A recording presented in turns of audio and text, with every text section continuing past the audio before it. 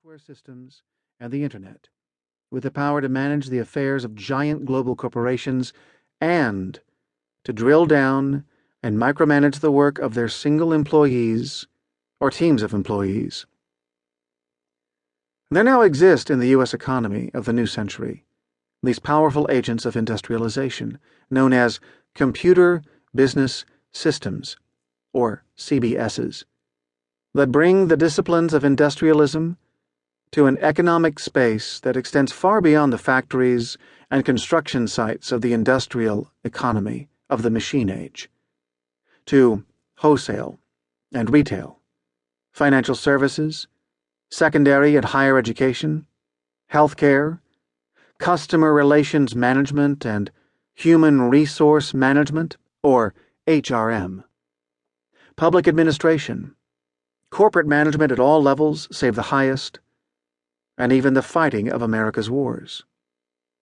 CBSs are pushed by business academics, especially at the Massachusetts Institute of Technology, MIT, management consultants such as Accenture and Gartner, and IT companies such as SAP, IBM, and Oracle, and embraced by corporations for their efficiency. But they are not well understood beyond these specialist communities engaged in their creation, marketing, and servicing. These systems are today rather as black holes once were before black holes were fully discovered. Astrophysicists knew that there were things out there in the cosmos exerting a gigantic gravitational pull over everything that came into contact with them, but they did not yet know exactly what these things were. CBSs are the semi-discovered black holes of the contemporary economy. One measure of their obscurity is that there is no generally accepted name for them. Some of the most influential economists doing work in the field call them computer business systems, and I am following their example here. But they have also been known as enterprise systems, and by several other names and activities closely associated with them at various stages of their history. Business Process Reengineering, BPR, in the early and mid-90s. Enterprise Resource Planning, ERP, in the mid and late 90s. And Balanced Scorecard, or BSC, throughout the 1990s and into the new century. Yet despite this obscurity and lack of a fixed identity, evidence occasionally surfaces showing how much the corporate sector relies on these systems, and how heavily it has invested in them. In 1995, a report commissioned by the Big Three accounting companies reported that 75 to 80% of America's largest companies were engaged in business process reengineering, and would be increasing their commitment to it over the next few years.